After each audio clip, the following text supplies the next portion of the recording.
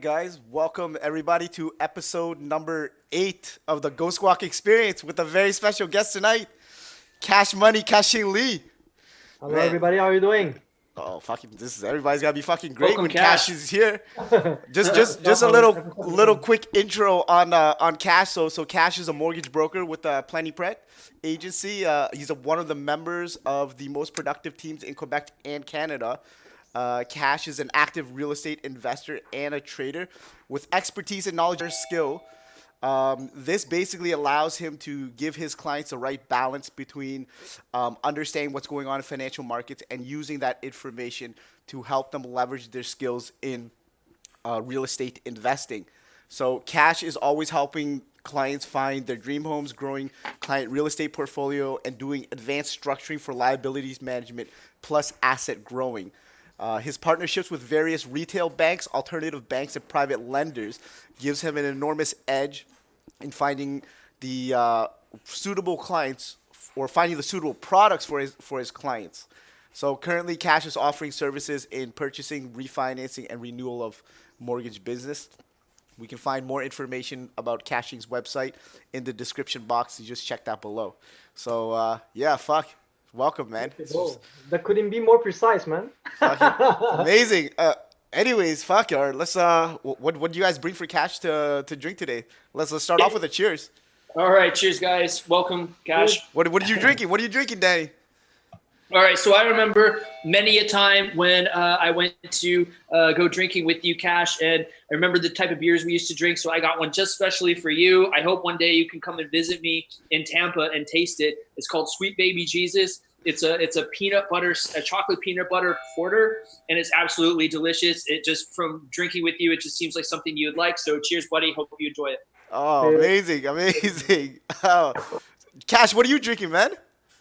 Okay, I have a first question for you, bro. What are the kind of products that we should?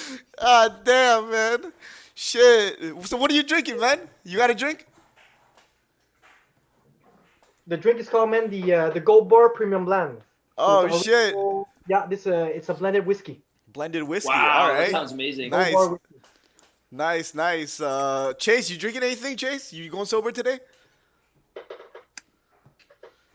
Phil? What up? What up, Phil? Doing, Phil? How you guys doing? Fucking fantastic, man. What are you drinking today? Long time no see, Cash. Well, it's been a while, brother. How you doing? Good, doing great. Super, man. Trading. What about you? Who else is on here? Wale? Tyler? Yeah, same. I got wine. I got a bit of rum too. Wine and rum. Nice. Tyler? I have nothing. Yeah, nothing. Oh, Tyler got nothing. Yeah. All right. So Cash, we brought on some of our Ghost Squawk VIPs and traders. They're from like all over like the country, like Florida, Alberta, Ottawa, Ontario, all over the place.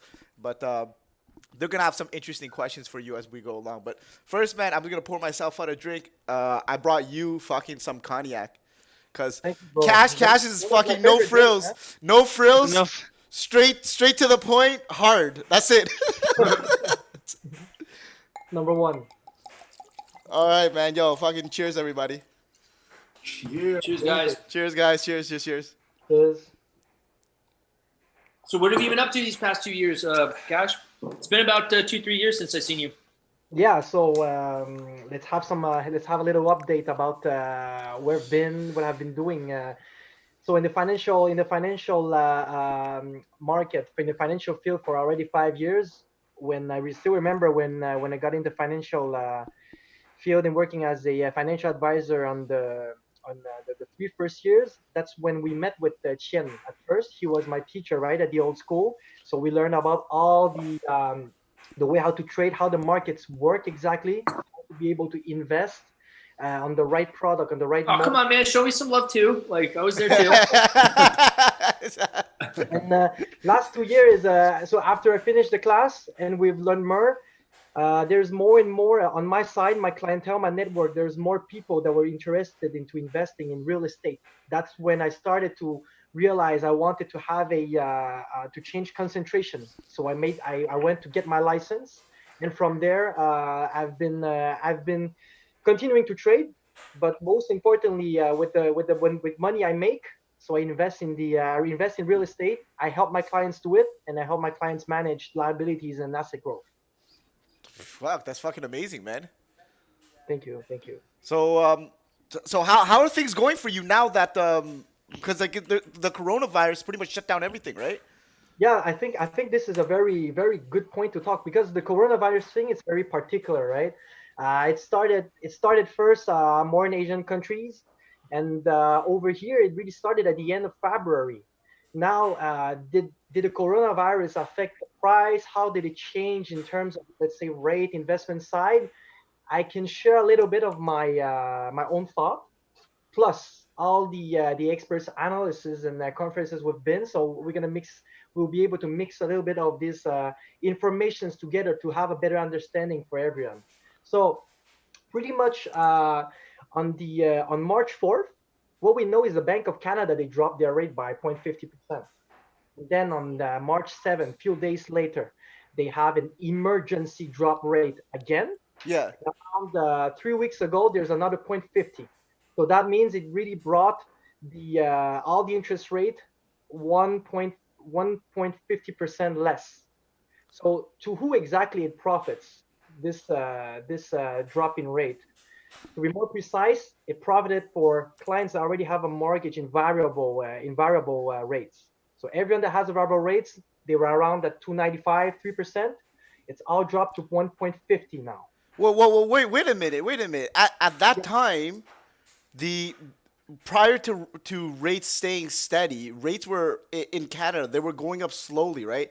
In like I believe it was like 2017, 2018, the Bank Exactly. of Canada raised rates by a little bit.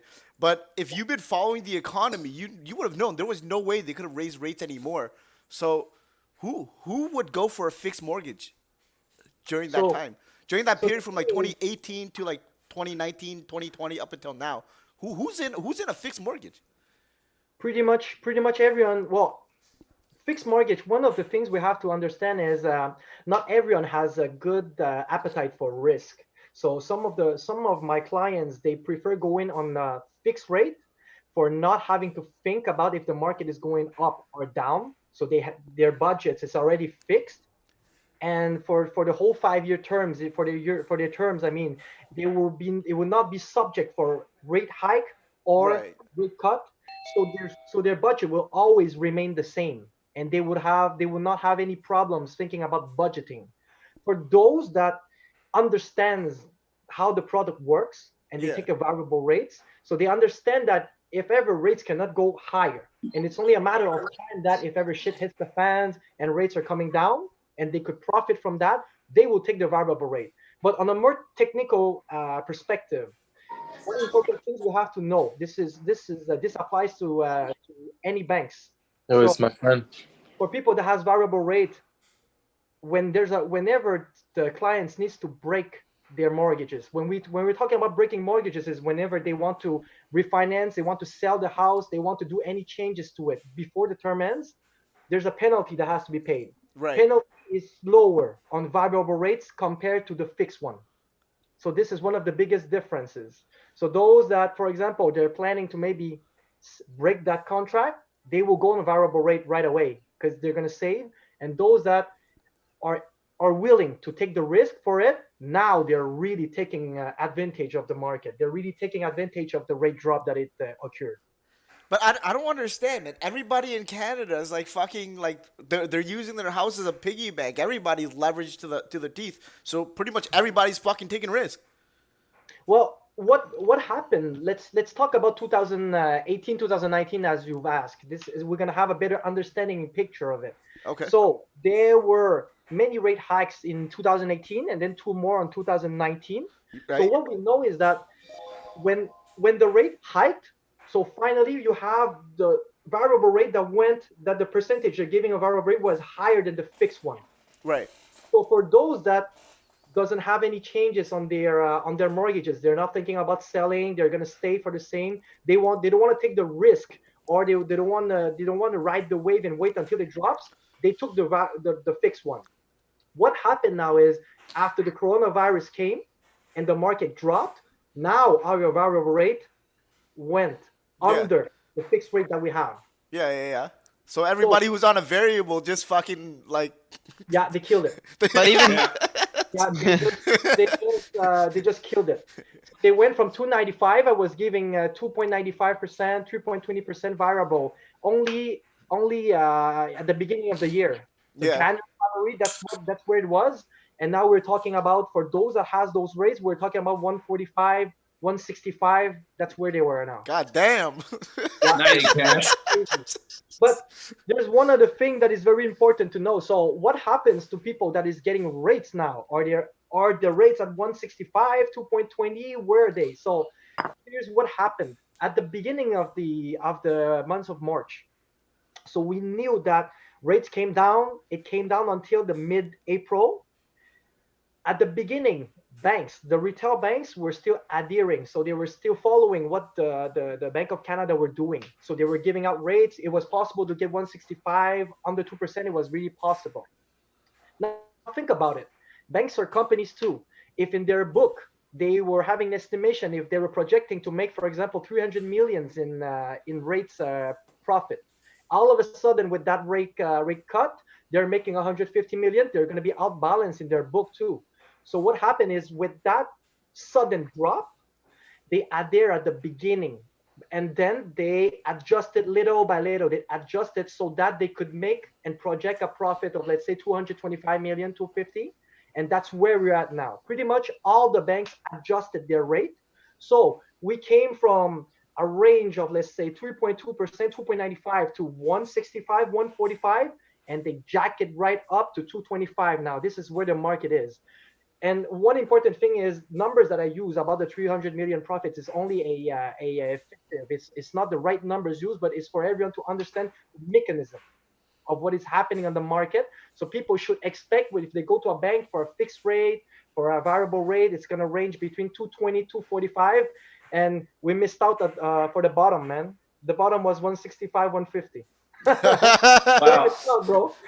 So they're slowly raising the rates back up now. Yeah, well, Right? they brought it back up, I would say 2 weeks ago, 2 weeks ago. We are seeing a little bit of cutting. So we are back down to 220 now. That's bullshit, man. That's bullshit. I bet you money. I bet you money. In like another year or two, Canada's gonna be at zero or negative. So what happens? So what happens to mortgage when the Central Bank of Canada goes into negative? That's a good question, man. Maybe, well, Cash, the is your thing all's variable rate based off of LIBOR? I'm sorry. Is your variable rate based off the LIBOR rate? No, well, how it's based usually, so they always there's what is called the taux du directeur du Canada. So there is the prime rate of the bank. So how variable rate works? Banks have a prime rate that they use. That prime rate, the bank will give you a rebate depending on your profile. So how you negotiate with the bank. With the rebate that we have, so we take today's prime rate, it's 2.45. If your rebate is, say, 0.45, your contract rate. So the contract rate, the one that you're going to get, is going to be 2%.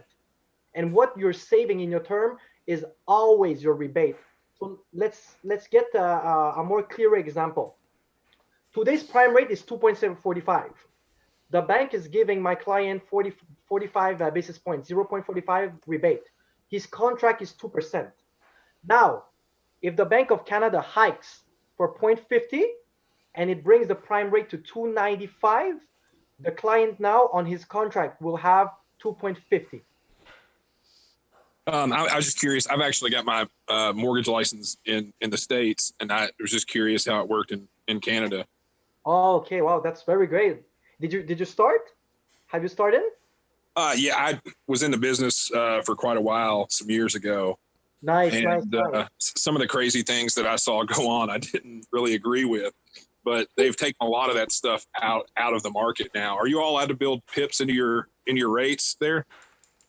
Build pips. Wait, can Like, you define what you Build mean? like add points to your rates, like in the You mean- U.S. you used to be able to like quote a rate higher than what the market was, to basically pad your commission. I see. I see. Well, it depends on it depends really. It's possible that on the U.S. side and Canadian side there could be some differences, but pretty much all the banks. So how they works when you go in a bank, the prime rates will remain the same. The posted rate that the banks will use will remain the same, and then whenever your banks are giving out rates, it's always pretty much negotiable depending the banker that works with the client. So the banker will always analyze on how the clients fits the profile, if he has a good credit, if he has good assets to bring to the bank. So the more it could be profitable for the bank as a client, the more they will be willing to give a deeper discount. Right. Yep. That's interesting. Yeah. And one That's of some good advice, man. Drop some money on Cash. Drop some cash on Cash. Dropping cash on cash, yeah, for sure. I think one of Cheers, the buddy. that lately- Cheers. Great information already, man. Cheers. Really honored to have you. Thank you, Danny. I think one of the question I get asked very often by my clients is what is going to happen to real estates in Montreal. Let's say we're going to concentrate in Montreal because Montreal market with Toronto, Vancouver is a little bit different. So Vancouver is the one that has the where the pricings are the highest, and Toronto it's really in the middle, the second highest, and Montreal is getting their is now getting their chunk too. We're Yeah, having soon. we had a crazy transaction volume last year. This year we started on fire, but now with the COVID situation, so everything has turned on the how is it called? Everything is on pause now. So I get a lot of people asking what I think about the market. Where is it gonna go? Is the price gonna drop? So what will happen? What we have to understand is the government pulled out here in Canada. They are giving a how is it called? They're giving a emergency funds for people that are in pause of work. So everyone that are not working, excuse me, that are in pause of work in break, they're receiving $2,000 per month. So let's say even myself, at the moment, I'm still getting paid my rent. I have some investment properties where I have tenants, so they're still able to pay my rent even though they're not working. And this $2,000 is gonna last for, as they have this mentioned, for 4 months. So what I predict is, first of all, for people that are, let's say, renting and that has to pay for their mortgages, there's still money that comes in for them to be able to pay for the moment. Now, after 4 months, since here in Canada we're allowed to defer our mortgage payments, and wise people should put after different that any rents, they're not getting paid rents or anything, they can use that money aside for being able to pay their own mortgages. So what I would say I estimate is that we should be good for at least 6 to 7 months. For 6 to 7 months, we should not be worrying about are we able to pay mortgages, are we able to pay rent. So there will not be any big effect on the market. Well, wait a minute, because the Bank of Canada, well, not the Bank of Canada, the government of Canada, came out and worked a deal with banks to Yeah. allow homeowners who own a mortgage to essentially defer their mortgage payments for like 6 months. No, depending on which bank. Some bank is 2 months, some are doing 4. Some are doing 4, some are doing Yes. 6. God damn, I must be lucky because I got 6. For real, at your bank, you're getting 6. Yeah. Well, I got 6, so that I thought it was 6, but I mean, I thought it was across the board, right? Because Yeah. the government the government rules that went into place was, I thought it went across like every single banking sector. I mean, like, if one bank is giving you 6, shouldn't all banks give you 6? No, it's to their No. discretion. Situational. It's Really? situational. Okay, I They see. could even, I think they could even refuse if they wanted to. Okay. So it's not a mandate that they do it, right? It's not a mandate, but it's something that the government and the banks, I say, they negotiated so that it's helping while we have that particular situation now. For Right. example, myself, I have 2 condos where one of the bank gave me 2 months and the other one 4. So it can really be different. Okay, I And see. and that's the reason why I would say, for sure, people that are in pause that are not working now, Right. at least they're getting paid $2,000 per month for at least 4 months. Right. So financially, it will be good. After that 4 months, if ever we're not getting paid our rent, for example, and we have to pay our mortgages, well, we have that extra funds that we've saved up with the deferred payments. And after that, if ever the person doesn't have any more savings, that's where I see that problems will really come out. Yeah. Well- so well- do you expect a wave of defaults even after all this, maybe in the next coming year? Because, from what I see is like, in the U.S. we have a lot of service people and waiters and bartenders and stuff like that. 50% of people in the U.S. don't even have $400 to their name, right? $400 that they could draw out in an emergency, right? So in that kind of climate, even if you did have and don't get me wrong, I'm props to the Canadian government for helping. They seem to be doing a lot more than we are, but that still doesn't really solve the problem. I mean, until the economy gets restarted and these people are back in their jobs, do you anticipate, even with these measures, a wave of defaults from that?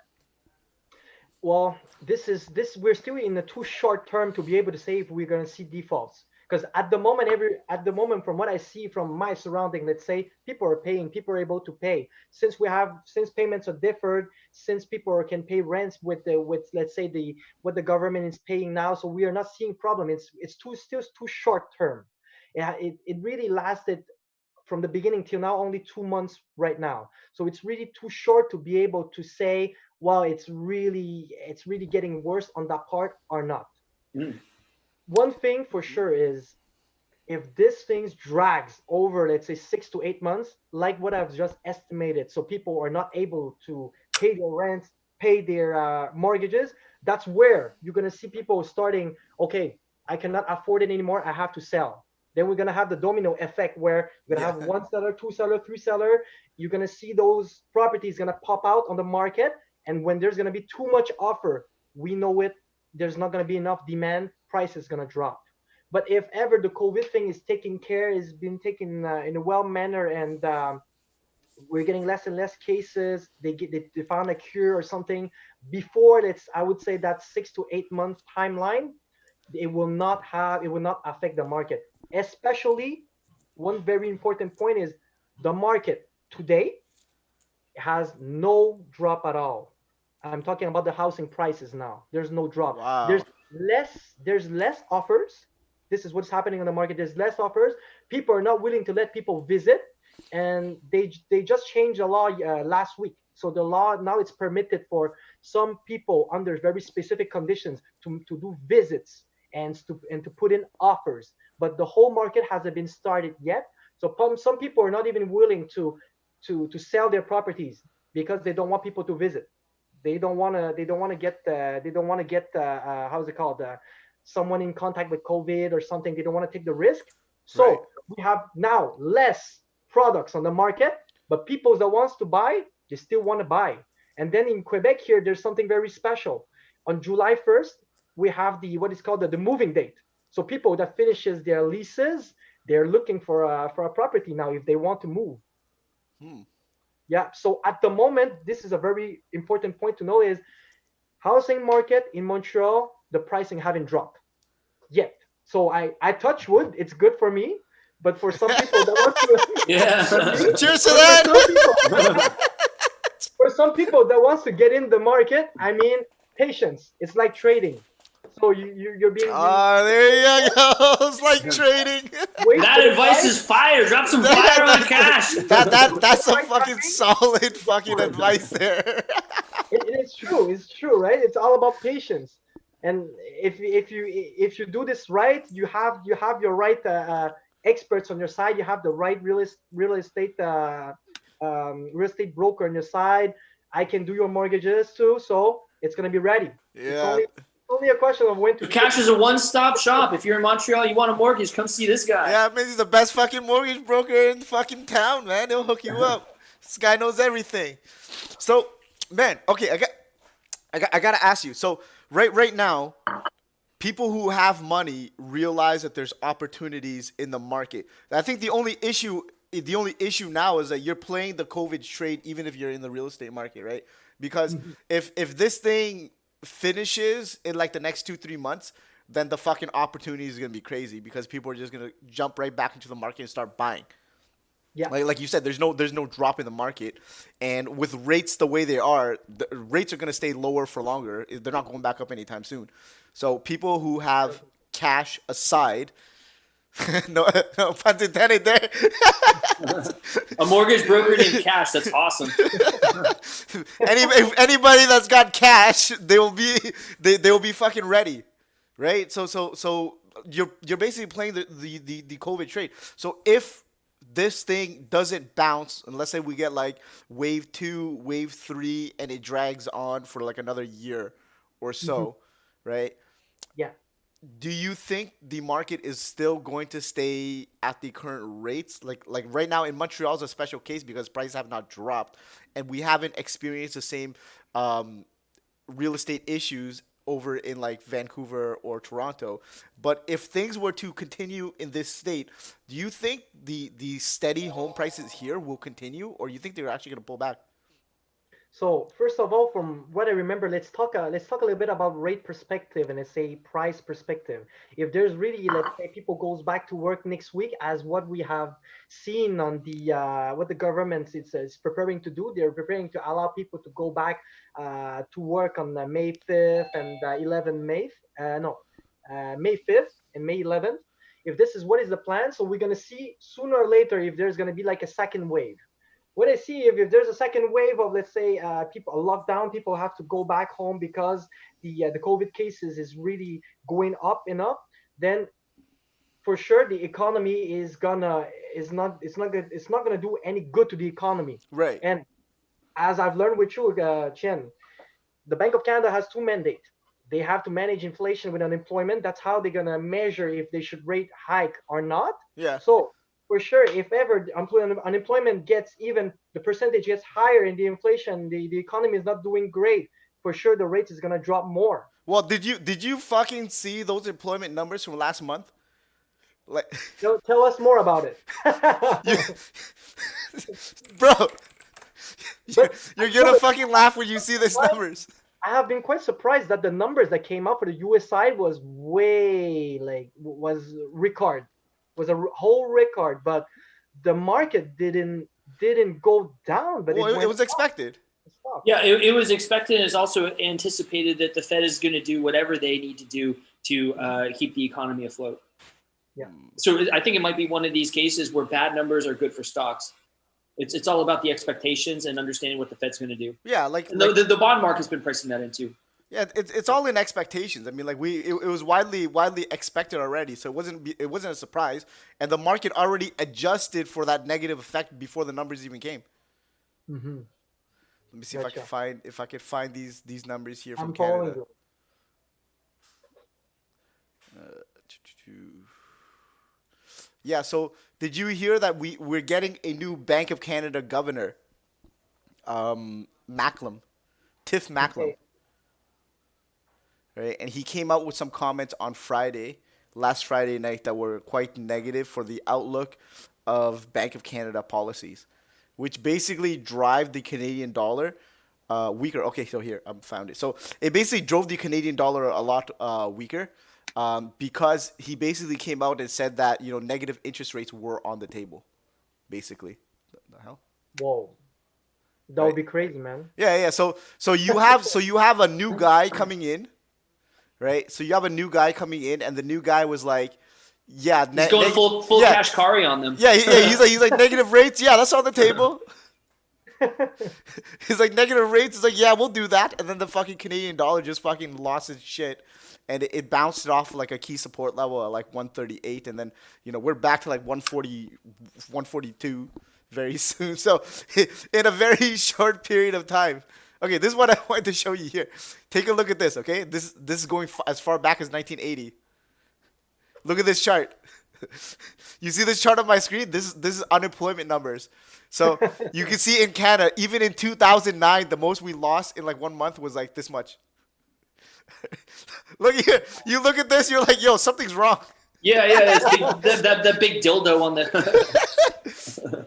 You look at that and you're like, something's got to be wrong here. But basically, what it shows. We done fucked up. Well, basically, what it shows is that since the Bank of Canada, sorry, not the Bank of Canada, the government of Canada told everybody they need to stay home, to self quarantine or social distance and stop working, right? Except for non-essential services, you had this fucking massive drop in jobs numbers, like very fast. Right now, what the difference between Canada and the United States is that Canada always gives their numbers much sooner. The United States, they track the initial jobless claims numbers. In Canada, you just get the monthly numbers every single month.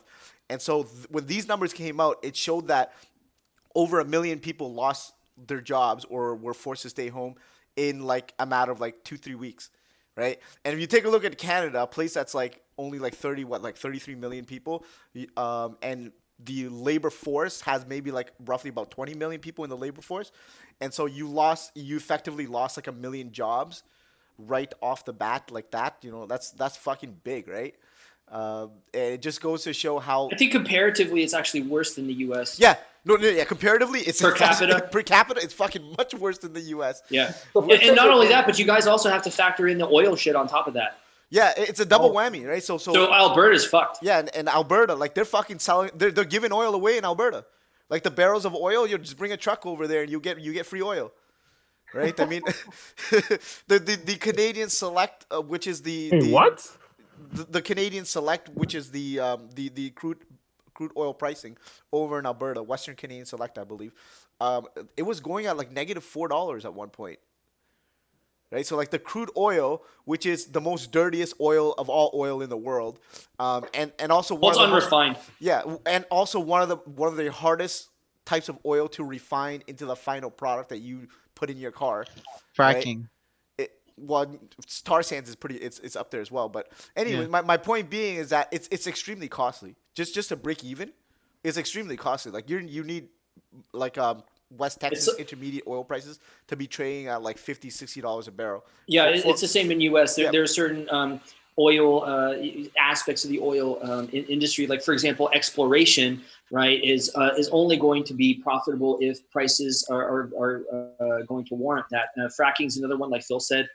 These are very costly services, and they aren't practical unless WTI is, I think, at least 35 to 40, something like that. But to be turning a profit, you need to be at least in the 50s. Yeah. So right? So this is crushing our industry too. So there's a double whammy effect in Canada, right? So not only do you have the stay-at-home order, but then you also have crude oil prices in the market trading at like $20 for the July contract, right? And because there's a spread between the West Texas Intermediate oil and the Canadian oil is actually trading at like, I don't know if it's like $4 or $5. Actually, let's take a look here. So if we take, just give me a second here. So last week, the Canadian oil,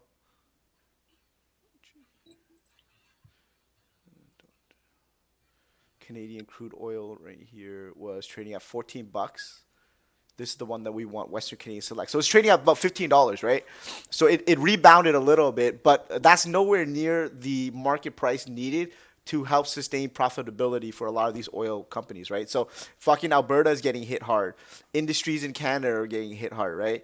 And so when you start looking at projecting forecasts for interest rates in the future, man, we're not going up.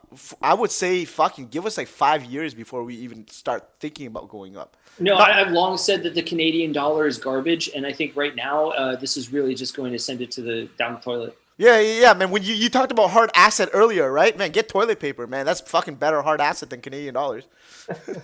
Yeah, you might just as well wipe your ass with Canadian currency. Why not? It probably feels better. But my point being is that if interest rates are not going to go up anytime soon, right? Do you think the issues in the housing industry is going to persist? Meaning that Canada traditionally has a very relaxed policy for allowing foreigners to come into Canada and buy homes, right? That's the primary driver of home prices over in Vancouver, over in Toronto, etc. With interest rates even lower, it makes it even more attractive for people to come into this country and buy real estate prices. That's one. Number two, the fucking Canadian dollar is a garbage currency that's going to go lower and lower, right? So if you have US dollars or if you have euros or if you have Chinese yuan, right? King dollar, baby. Would you be more attracted to come and purchase hard asset in this country? Fuck yeah. I would say yeah. With the things that you've just mentioned, I would say yes. I would be more attracted if ever. Let's say I'm from China and I have the RMB to bring in. Now, one very special thing is some of my clients they still have there's how is it called their residence status in China. They still have their bank card where they can use their Chinese yuan from their Chinese bank account. And when they go to the Chinese groceries, they just use the Chinese money to buy. This is what they're In doing now to Canada? take profit. Yeah, in Canada now. What the? Basically, like on It just- side and all of that, right? The we You go pay. to- let's say you're in Toronto and you go to TNT and you're in No Montreal. way. Fucking TNT's accepting fucking Chinese yuan, man. I didn't know that. That's crazy. You can use WeChat Pay. Yeah, we pay. Yeah, you can use WeChat Pay. You can use What? Or you 10 also- cent. the bank's card where he's paying with yuan, he's paying with RMB. So with the currency dropping so crazily, with the loonie dropping so crazily, now they're totally at a profit for not using Canadian dollars now. Now one very important thing is I think Bro, that shit ain't going up anytime soon. now what they did is because there were too many foreigners buying in Vancouver and Toronto. That's why now the government have already implemented an extra tax for No, foreign no, no, no, investors. no, no, no. That's where you're wrong. It's the provincial government. It's every province. It's their responsibility to solve that problem themselves, right? So, for example, over in Vancouver and over in Ontario, the provincial government enacted those rules for foreign buying, so they added Yeah. an extra layer of tax, right? Not in Montreal. Yeah, that's what I was gonna Not get in to. Montreal, not in Quebec. Not in Quebec. Yeah, not in Quebec. But these fucking. But it is stricter though. Like But- you have to have like put 50% down or something like that. There are some provisions, right? Rules Dude, change. dude, Rules man, change. you know what I think of Quebec politics, man? Like these fucking Quebec politicians, they're just gonna be like, oh, you got that Chinese money, huh? You got that Chinese money, huh? Oh, bring it on here. Like, you know, man, yo, fuck, I'm telling you, man, the fucking Quebec province, man, they're gonna fucking start relaxing a lot of their laws to bring in more foreign buyers. And if you've noticed, in the last like 5 years in Montreal alone, you've been seeing more foreign buyers, right? But Insane. Montreal also happens to be a very special case because they're very socialist and they got a lot of fucking social spending to pay for. So where are they gonna fucking find all this extra cash on top of the 0% interest rate in Canada, on top of the less provincial money transfers that they're gonna get from the government, on top of less economic activity that they're gonna get from all the provinces based upon, or sorry, not all the province, but less economic activity from the COVID-19 slowdown. Where the fuck they gonna get all this new money from? Absolutely. Right? So, man, like, no, fucking, man, Montreal. China, bro.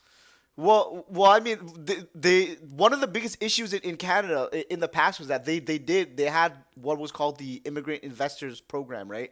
Which Yeah. basically allowed foreigners to get a green card to come to Canada, right? So essentially, if you're wealthy, you could purchase a green card to come to Canada. And why would you want to come to Canada? We have a high standard of living, free healthcare, good quality of life, free education, things like that. All the stuff that you don't get in places like over in Asia. Let's just say Asia, okay? So all that stuff you don't get there. But what happened in Asia? Asia's a fucking booming market, and people, entrepreneurs over there who are able to make money, right? They don't want to fucking live there, man. You see the fucking low quality of standards, bad air quality, fucking bad food and healthy safety, things like that. You don't want to fucking live there. Why the hell would you even want to raise your kids there? If you're a middle class fucking Asian dude with money, you're gonna get the fuck out of there the moment you can, right? So where are you going? There's two places you're going, right? You're either going to Australia or you're going to Canada, Yeah, literally. right? So there are two places that's experiencing the exact same problems that we're having here in Canada, which is Canada and Australia, right? They're experiencing an influx of foreign money coming in. Now, foreign money coming in is all right, but the issue is that foreign money is There's not, social impact though. is not taxed by the Canadian government. That foreign money was taxed off seas, right? So it's on the let's say the Chinese government to tax that middle income person in order to get a piece of it. The Canadian government doesn't fucking get fuck all from their tax dollars. So what happens when you have these foreigners coming in to a very relaxed place like Canada and they're just saying, "Hey man, I got $1 million. How much is your house?" Yeah, well, and that's the social problems that I was getting, because like we It's literally saw like the that, by the way. Right? we saw Am I we wrong? saw the effect of it in Vancouver and Toronto, where the Uh, homeless rate is just staggering Cash, because Cash, these you're in wealthy real estate. foreigners come in. These wealthy foreigners come in with oodles of money, driving up the prices, artificially inflating the prices, and the people who live there can't afford it. So Cash, you're in real estate, right? Am I wrong to say these? To say this? No. So what I can say is, let me tell you, there's some of my clients where when they are buying the new condo projects in Montreal. Okay, the same okay. Let me ask you downtown, this. Let's take a step back there. Okay? Do they Go even ahead. fucking need financing? They don't need, but you know what's the Yo, thing? fucking drop They money don't on need. that shit, man. Yo, you guys don't need. fucking hear that But- shit? but bro, This, here's if the you're a problem. fucking Canadian, this is what you have to compete with. You have to fucking compete with foreigners who are coming in and cash money. How much is your house? $1 million. Boom, here you go. They Do don't you need it. you need But a here's the mortgage? problem. Nah, I don't need a mortgage. Like, how the China fuck you has compete? restrictions. Bro, China has restrictions. They're only allowed to bring in $50,000 per year. to Yeah, the country. but Asian people are smart, man. They got ways of getting around that fucking restriction, man. They use Family members. they use family members. They use like Bitcoin. They use precious gems to fucking Yeah. get around from getting their money overseas, man. They're for every government restriction there's a savvy way of getting around those restrictions. And people are not going to let government rules restrict the flow of capital. They're just gonna fucking get really smart, and they're gonna find new ways to do the same thing, right? I mean, like you fucking think, let's say for example, okay, the government of Canada says, if you have more than $10,000 in cash on you, right? That's part of the anti-money laundering laws, right? You can't do that. Right? Yeah. So if you want to move fucking cash around, what are you gonna do? You're gonna find ways in which you can move $10,000 in cash around, but it's maybe not spread between one person. Maybe it's spread between two people. And that's illegal, Mm-hmm. right? So my point being is that people are gonna get smart and they're gonna find ways to get around all this shit, right? But with everything that's going on with the free, with the very lax rules for investors bringing in their money coming into here, do you foresee this problem getting worse than it is, or do you see things just as is? I think time will tell. Number one is, first of all, we have the COVID situation. So people that were planning, let's say, to come here, it's going to be postponed. Right. They will not move anywhere, especially now in Canada. I think the growing rates about cases are even faster than now in Asia. There's a lot of countries where it's really well controlled. So before this things gets taken care, it will be very hard to estimate if it's how it's going to impact the economy. But now for what they did for the last 2-3 years, this we're able to talk about it a little bit deeper. So, for example, myself, when I invested for a condo 6 years ago on downtown, one room, one bedroom, it was a 500 square feet. It was 250,000 back in that day. Today, because of all the like we just talked about, all the foreign investors, prices drove up, many transactions, and we're still having very affordable properties here in Montreal. It's still very affordable for people to buy compared to, let's say, Toronto and Vancouver. So the price now today is 380, 6 years later. And there were no sign of slowing down until the COVID hit.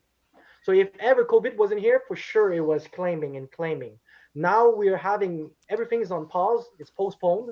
And I would say it's only a matter of time before we can have a more precise view of the market. So we got a COVID speed bump in the Canadian real estate market. That's all it is. This is a little speed bump.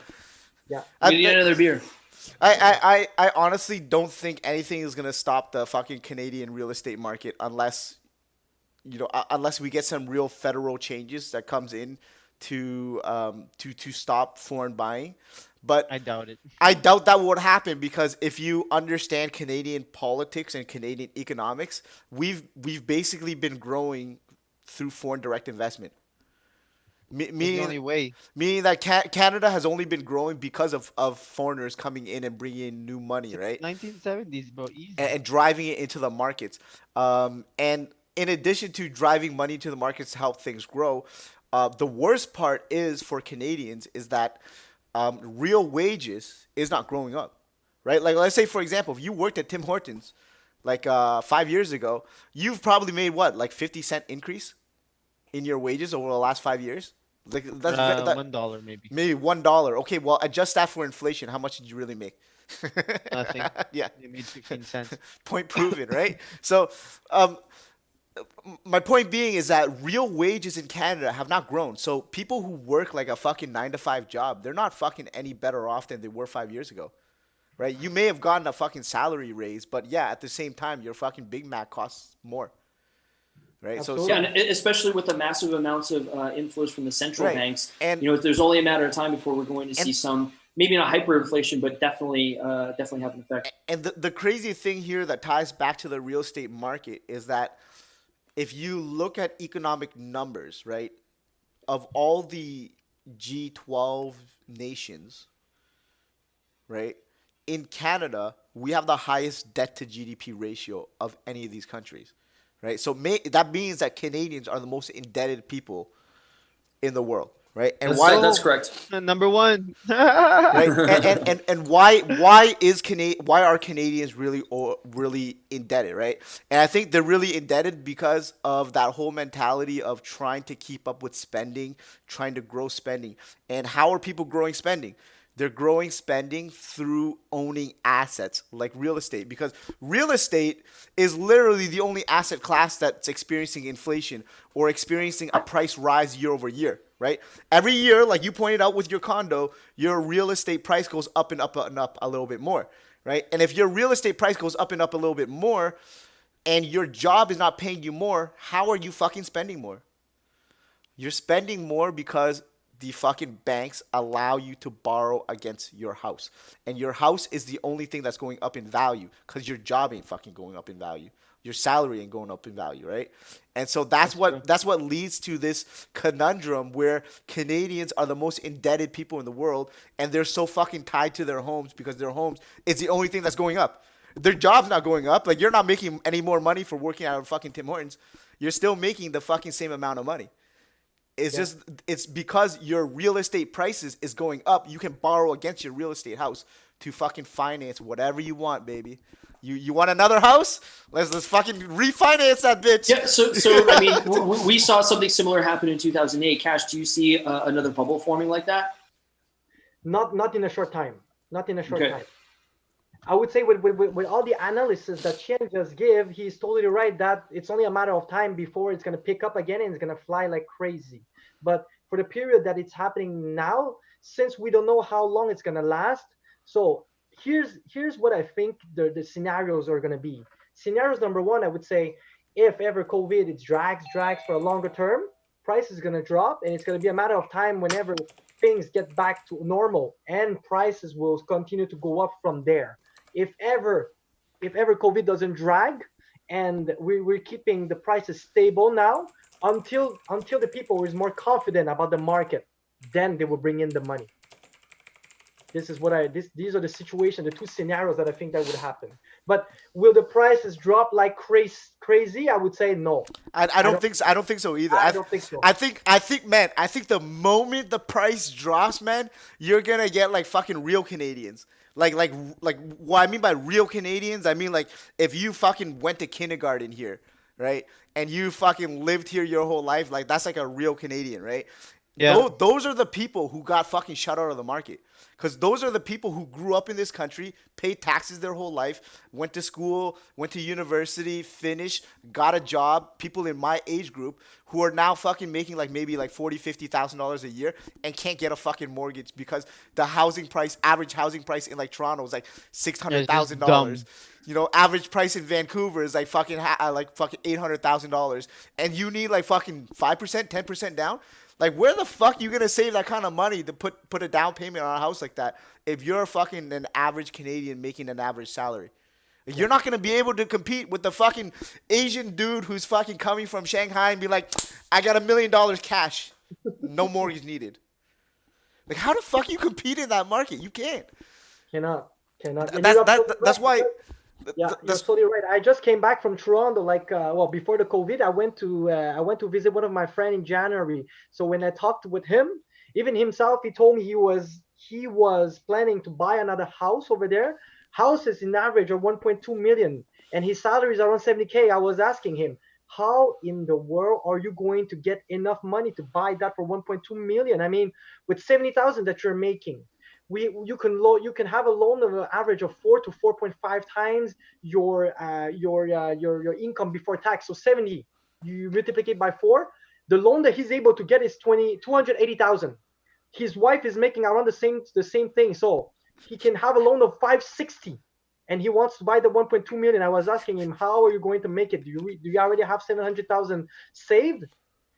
And the thing is, he has to sell his property. He's have to sell his condo that he has now to get back maybe 400,000 or 500,000, and he has to add the parents' name on it because their parents Yeah. have income to buy the property.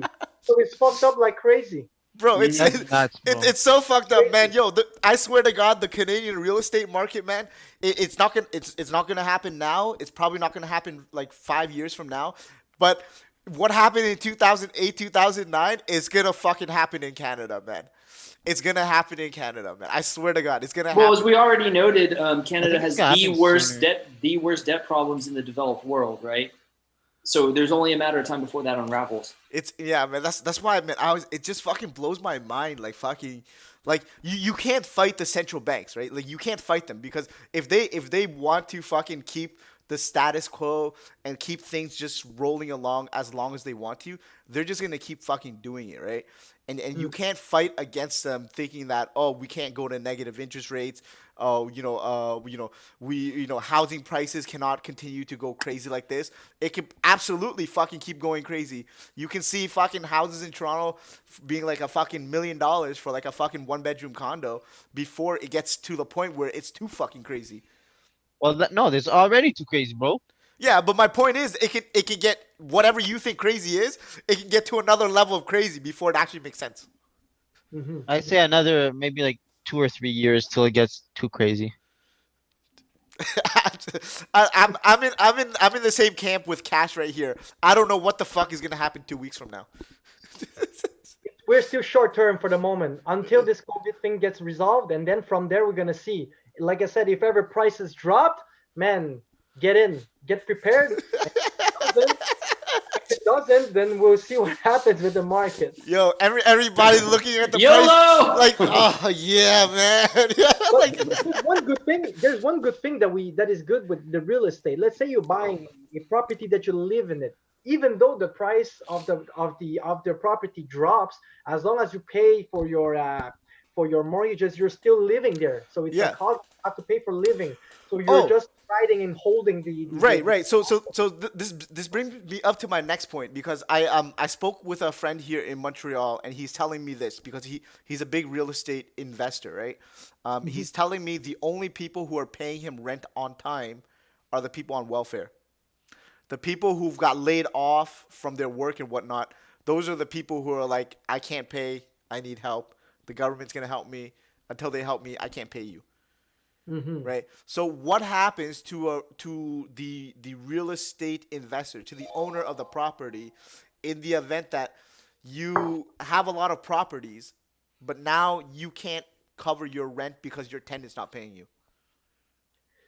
So that's where that's the problem now. So like you just mentioned, the welfare people are able to pay, for example, the rent. Yeah. Now for those that are not working, we're getting the $2,000 per month, right?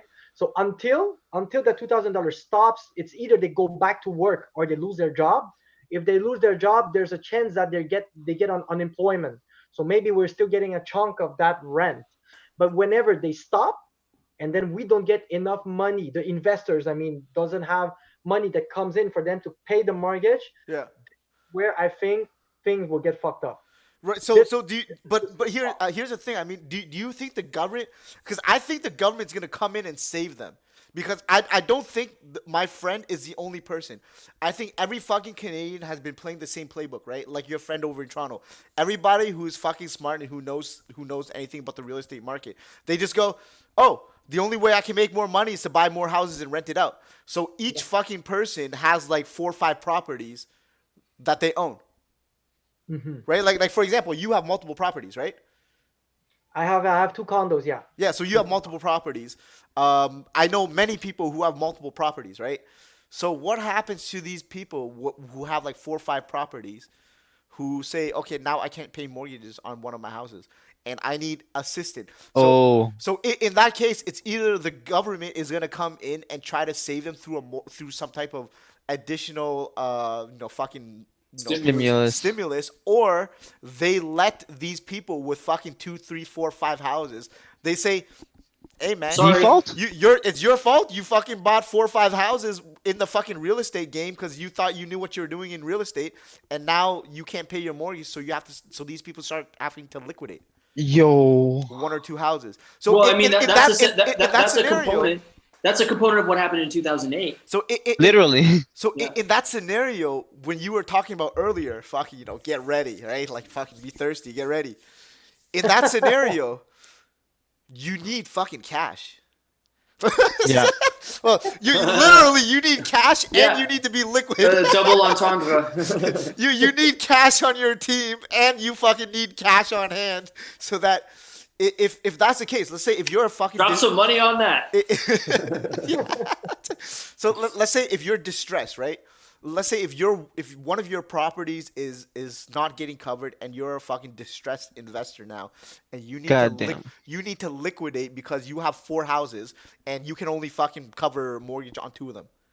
One that you live in and the one that your fucking tenant's actually paying you because that tenant's doing okay. But the other 2 houses, your fucking tenants are like, yo, the welfare, they stopped giving me welfare checks and I can't go back to work, so I can't pay you. So in that situation, it falls on the owner to come up with the money. And if the owner can't come up with the money, then will you see a situation where there's going to be plentiful supply of real estate in the market? There's going to be a domino effect where people will have to list it since they're at default of payment. And if ever there's really more and more and more, this is where the deal is going to come out. It gets bank owned at the end of the day, right? Yeah, the banks own them, but the thing is now they have. So you're better to become a broker, a friend with a broker from a bank, and get the good prices before they drop on the house market. Yeah, bro, you got any connections in that? You mean brokers for the bank? Yeah. There's not really any direct brokers that works directly for the bank. The banks will hire this broker whenever. Oh shit, man! You got some inside connection, man. Hook up the viewers with some inside connection because you know when that shit goes down, man, everybody's gonna call you, right? I'm putting your name right here on the website, man. It's going right here. It's going right here. If shit goes down in Montreal, everybody's gonna call you, man. They'll be like, yo, I need a mortgage. All right, we're gonna save some inside connections for you. Yeah, all right. Nice. There for our viewers only. You get the fucking best inside connections from the fucking best mortgage broker in Montreal. God damn. So, yeah, man, I really do see it, man, because I see a double scenario, right? I see a scenario number one where people who are over leveraged and can't pay their mortgages, they're gonna have to start to default on at least 1 or 2 properties, right? Because like we say here, fucking even the fucking average Joe has like a second property, a third property in Canada, right? And they're because that's how growth has been coming in the Canadian market for like the last 10, 15 years. It's through real estate prices, not through the guy working a 9-to-5 job, right? They're growing money from real estate prices going up, Or an investment mainly. or investments, right? Well, Yeah. But my point being is that if you see a scenario where the government stops the stimulus and people can't pay their mortgages or their rent, you're going to see a wave of default coming. That's the trigger point. Yeah, that's a trigger point, right? And if that happens to be a case, it's going to create an opportunity for foreigners. Again, like Mr. fucking Mr. fucking wonton soup is gonna fucking come into Canada and go, oh yeah, price is down 30% and the Canadian dollar's cheap. You know what I mean? right? So bonus on bonus, man. so yeah, it's like a fucking bonus, right? And then on top, and then anybody who is and liquidity, they can also take advantage of plunging prices because I see in the long term, right, super long term, real estate like markets like Toronto, Vancouver, Montreal, they should always go up. But obviously, there's going to be a mild correction, and that correction is long overdue, right? I mean, like you see Canadian housing prices from like 2000 up until now has not gone down ever. Yeah. Right? So there has to be a correction. So the corona could be the correction that takes housing prices down, but then like how you play this is also very important. Does anybody else on Zoom have any questions for Kash? What do you guys think about the real estate market right now? It's fucking Everybody's on mute. no, people can speak, I think. Repeat the question. No, do you have a question for Kash? Yeah, I was just saying, you know, we have the Zooms open for our Ghost Squawk traders and our VIPs and our students. So any kind of questions you want to ask, like where we have a live interaction with him. So, you know, it's up to you. So during the 2008 crash, so the housing prices collapsed, right? So that means an average house there that was 250 became like what, 100 grand. So is that something that's similar going to happen to Canada? I think it happened in the year 2000. This is the year where my parents bought a property. That's why I remember it very well. So prices have dropped, and since then, since year 2000, it never came down. So even on the side where the US, they had their crashes in 08, 09, this particular situation didn't happen in Canada. And now, yeah, on what like Chen just mentioned, what we're expecting is depending on how the COVID is going to play out, how the coronavirus is going to play out. If ever we see default payment and there's going to be a domino effect, this is where, from the analysis where Chen just spoke, this is where we think where we're going to be due for a correction. Okay. Because I just asked because I want to know, like, then, you know, what's the best time to buy a house? Because if it does collapse, that would be a good opportunity to buy. Because during 2008, I believe a lot of people bought houses that had money. Yeah. But picking up cheap real estate. My house in 2008, when I bought my house, I was living on the beach side in Florida, and it was one time selling for $460,000. I got it for $205,000. Get out of here. Yeah, Nice. sale. And you're by the beach? Beach I was like walking distance to the my beach. God, Yeah. that's amazing. Beach house. That's what I'm looking for. God damn, bring on the next recession. Shit, Can't wait. bring on wave 2, wave 3, wave 4, man. That's what I'm looking for. We need more plagues. Yeah, we need more plagues. That's what we need. Come on, China, get to work. Let's fire up that Wuhan disease factory. Every conspiracy theorist keeps going on about it. Yeah, man, get those people back to work. COVID-19 20. COVID 20, COVID 21, COVID 22, man, bring that shit. Oh man. You guys have any other questions for Kash? If we do, Anybody on the Zooms? You guys have questions? let's see if they have. So, Kash, have you been trading, or are you just focused on your real estate stuff? I'm taking long-term position. Okay. So lately, I've bought Bitcoins. I'm always believing Bitcoins. I'm holding golds now. As you can see, I have the gold bar right here. Yeah. I'm holding gold every day. Let's go. Cheers. Cheers to that. Nice. Yes, sir. Regarding the Bitcoin, I saw in the news that Bitcoin might be forecast to hit 100 grand in like probably 5 years, and then in the end of 2021, it might be 20,000. Because right now it's currently at 12,000. What's your take on that, Dan and Kash? So Bitcoin's not at 12,000. That 8,000. Yeah. Oh, sorry. Is it 8,000? Yeah. Oh, sorry, man. I'm Canadian. seeing Canadian or Maybe $12,000 Canadian. Yeah, but yeah. Sorry. Oh, fair enough. Okay. Yeah. 8.9. It's 8.9 exactly now. Okay. Yeah, Wale, Okay, man. We use a reserve currency, man. We're not reserve dollars only, man. Only greenbacks. King dollar, man. Dollar speak. Don't talk to me unless you're talking US dollars. Oh man. Yeah. When you buy houses here in Canada, think of everything in dollar terms. So everything's like at least 30% off, man. No, that's what I told my mom when she visited me in May when I was living in Montreal. She's like, "Oh, these prices are blah blah blah." And I'm like, "Mom, it's in Canadian dollars. Think everything is 25% off. Everything's on sale." Dude, man, I swear, man, if I was an American and I had money, man, and you can forecast shit like this happening in the Canadian markets, man, my dick would be so fucking hard right now. Well, I'd be having massive vendors in Canada. Yeah, man, Massive yo, vendors. I'd be coming here and be like, all right, man, which one of these French girls gonna give me a green card? But it was Fillmore. You were the one that asked the question, right? On Bitcoin. So Cash, what do you think about Fillmore's question about Bitcoin? Where do you think it's going to go? That was Wale. Oh, Wale, sorry, man, sorry. Okay. So Bitcoin, what do you guys think of Bitcoin? Because I saw that's forecasted to like 20,000 by the end of 2021. So, well, to 20,000 USD. Possible. I mean, to this, I say like. Perfect. Yo, the perfect answer is just like crickets in the fucking background, like 20,000. My question to you is, who the fuck is that analyst? That's my question. Yeah. Well, okay. So, Cash, you want to start first, and then I'll give my opinion.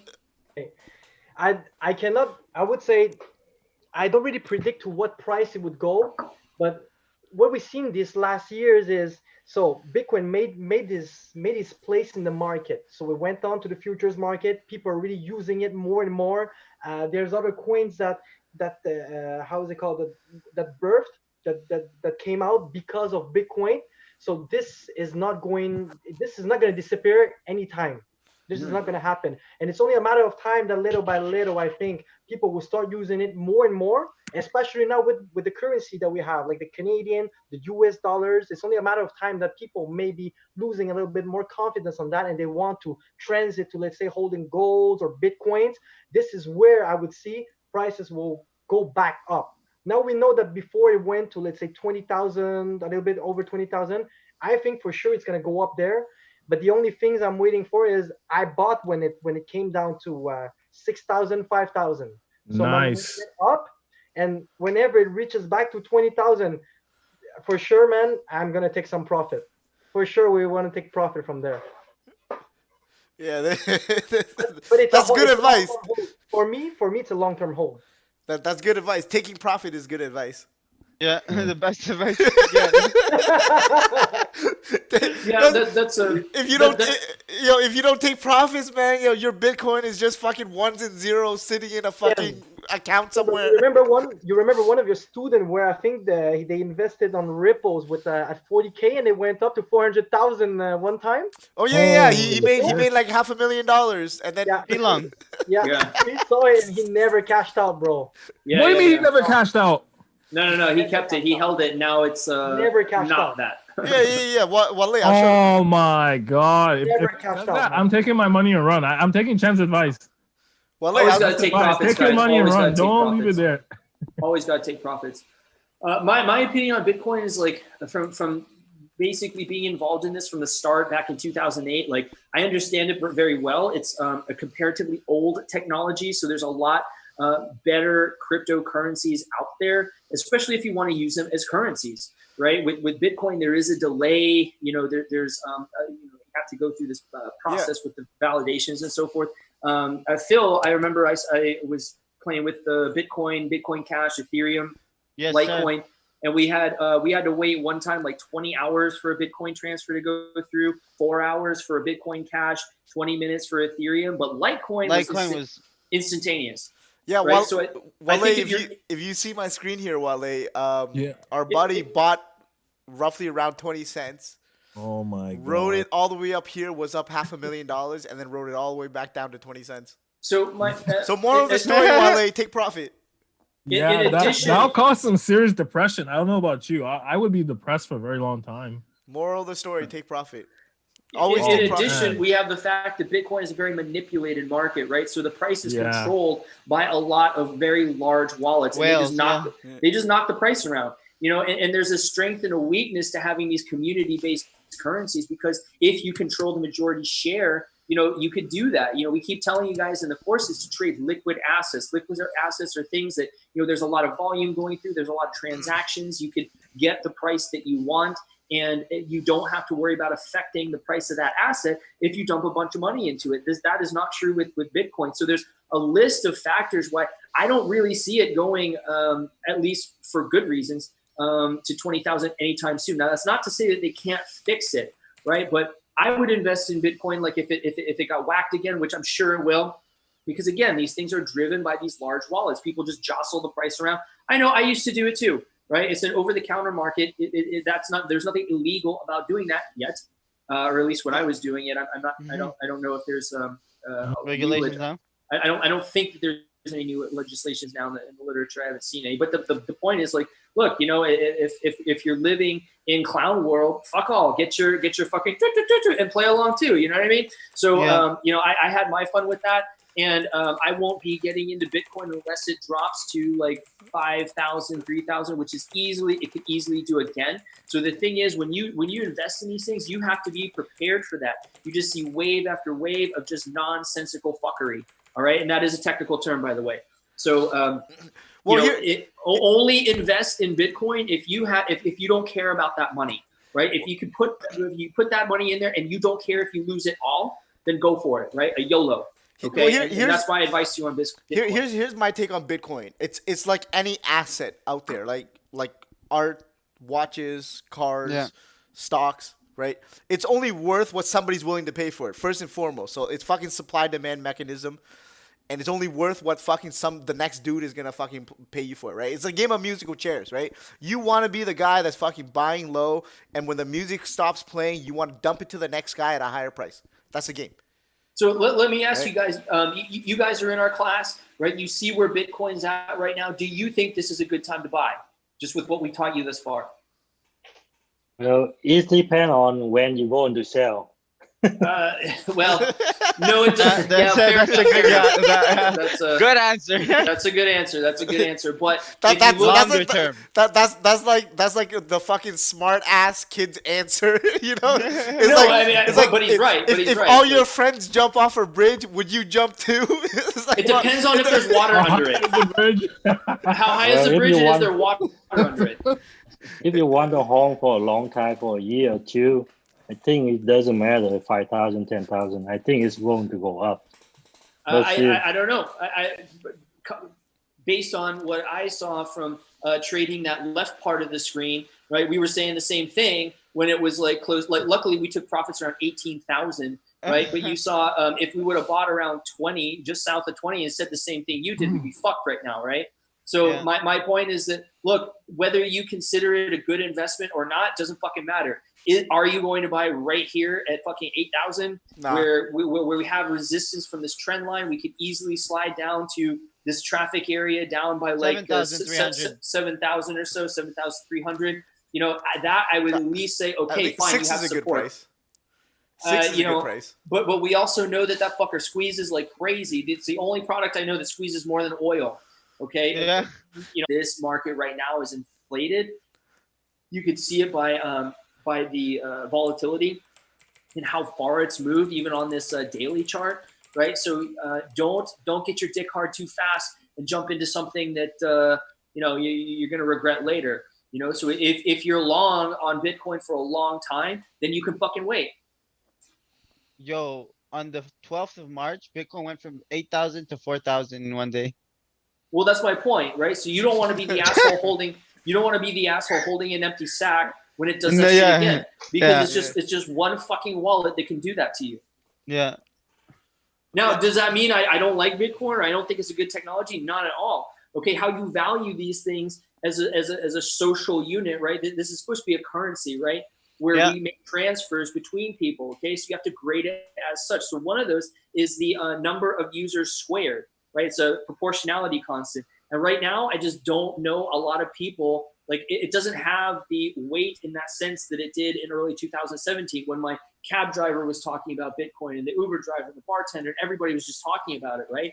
It's only controlled by a select few group of people. Now, let me ask you, do you want to be involved in that market? is only controlled by a select few people. I mean, you can say the same thing about gold, but at least these fucking people are central banks, right?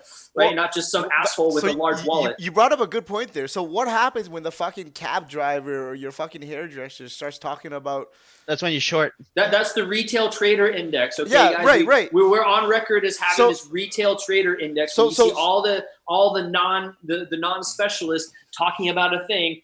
E.g. weed stocks. Weed stocks is a great example, right? That's when you short the shit out of it. So what happens when you have all these fucking people who know jack shit about markets start talking about, oh man, we're gonna get a fucking digital dollar, oh man, we're gonna get a fucking cryptocurrency yuan, right? I mean, like if you think about it, over in China, they don't even fucking have a physical currency anymore. They don't have Everything is done through WeChat. They don't accept cash anymore. What's the other platform that they use? Alipay. Alipay or WeChat, right? So nobody uses physical cash. Everything is done through a phone, right? So so in a certain extent, they're already fucking digital currency, Yeah, for sure. right? It's just ones and zeros in an account that's electronic. It's already digital currency, right? So the competition for your Bitcoin is going to be these fucking central banking money in a system in which you get paid your salary in a fucking digital currency. So how are you going to take your digital currency and say Bitcoin is better than the fucking dollar or the yuan or the Canadian dollar when these central banks start coming out with an equivalent product to compete with you with your Bitcoin? Sure. Right? If anything, Does it all go to shit though? Bitcoin and all these other cryptocurrencies are just going to see competition. They're not going to fucking have anything that's going to make them unique. Well, maybe Bitcoin because it was like the leader in the cryptocurrency but space. at that point, it's like cryptocurrency become jewelry. They become accessory because the main thing is gold that you do jewelry with, or the metal, right? Which is Right. going to be the government crypto, and then the crypto that actually existed before are going to be accessory. Because there's too many people that don't know how to do this in the beginning. So if the government swap their actual way of making money roll, people are gonna have to adopt the government one before Bitcoin. So Cash, My what bad, are your it's bugging. what are your thoughts on all that we just said? My thought is, I would say at the moment we are at the critical moment where we cannot know what's going to happen. They're going to have Bitcoin halving very soon. And from what I see, the Bitcoin halving, at every halving, there was a big hike in prices. I think I have a little bit of FOMO. Maybe for those that wants to get into it, they could buy a little bit just in case that the price go up. And if the prices doesn't go up and it crashes for any reasons, then you can start accumulating on that way down. So I would say you can buy a little bit for those that want to get into it, since there's going to be a halving. So this is for When's the halving again? FOMO. Huh? When's the halving again? It's gonna happen in a few weeks. I don't have No, guys, come on, man. The halving price has already been factored in. Well, that's what I was going to say. It's being priced in right now. That's fucking why your Bitcoin price is here. It's because of that halving. Well, come on, man. I taught you guys this shit. Don't be stupid. Yeah, well, everybody saw the fucking halving shit like a month ago, and they fucking bought into it. It's like saying, let's buy weed stocks when Canada legalizes on October 18th, I and can vouch weed for will that go because up on when October Litecoin 18th. halved, it was already priced in and dropped actually. So I'll wait for a retracement if ever. Retracement to 6,800. If anything, the price rallied in anticipation of the halving. And when they do have, buy the rumors, sell the news. The fucking price is gonna crash, and all the fucking idiots that bought, the day before the halving prices are gonna be like, "Whoa, but they cut supply, man. The price should go up." Yeah. I don't get this shit. Oh, fuck fundamentals. This shit's stupid. Just straight technicals. It makes sense. Come on, man. Like really, you really got to understand how markets work, right? Yeah, exactly. You have to be a trader before you. If I tell you the government of Canada is going to fucking remove social distancing at the end of May, what the fuck are you gonna do now? You're gonna be like, all right, I got money. I'm gonna go fucking look for real estate. I'm gonna start looking for deals right now. But you're not gonna wait till May and then you're gonna go look for real estate. You're Yeah. gonna fucking do it now. That's Yeah. that's how the market moves. The market moves on anticipation of these news and rumors, and then Yeah. the opposite happens when the fact actually happens. Look So at Kash- Philong's my man. Who's Oh here? man. Oh shit. Let's go. 68 bitcoins. 6 to 8. 4 to 6. No. Oh, man. 68 bitcoins. Good job, Philong. Yo, fucking Philo, Wow. I want you on the show, man. You got a lot of fucking good lessons you can share with a lot of people, man. Get your ass on the show, buddy. So Kash, are there any other Oh, other and, cryptos and, that you're and looking at? congratulations on your new kid, buddy. Yes, congrats. And anyways, let's sorry, side note. So, Cash, man. So what are you doing right now with regard to like real estate and mortgages and whatnot? Because I know you. Oh, wait, one more thing on the crypto side. Is there any other cryptos you're looking at? Just No. Bitcoin? I am only holding Bitcoin. Okay. This is pretty much the only one I'm holding on. Okay. So Cash, I wanted to ask you about this because, when I spoke with you, you said that you're fucking super busy right now because you're getting more clients interested in real estate, even though, at the moment, like people are in social distancing and people can't actually go out and physically buy homes and whatnot. So what are people doing right now? What's keeping you busy? So what's keeping me busy? It's not purchases. I've been quite surprised. This is what I have to say. I've been quite surprised that there was no slowdown in my career now, business wise. So people are refinancing. They want to get money out so that they could be prepared if ever there's a crash that comes in, and if not, they're refinancing to get money out just to have more liquidity in case that if ever they're not able to pay, for anything budget wise. So They they buy the dip, yeah. security now.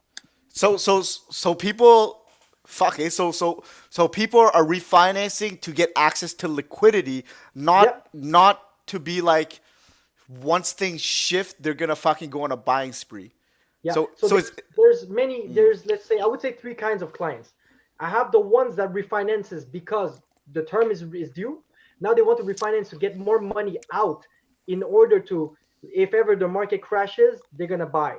right. I have a second kind of client. They are really getting money out to buy the stock market because they see there's a crash. They're waiting for a good entry spot. They want to get the money in. If ever their rates now, it's costing them, let's say, 2% per year.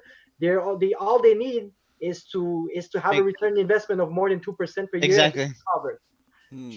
Third case is people that wants to get money out just to be secure financially. So they have liquidity. If shit hits the fan and they're not able to pay their rent, the mortgages or whatever, they have that money aside and they're able to pay it off from there. So I have files now that are doing that, and many of them, they want to profit from the rate drop.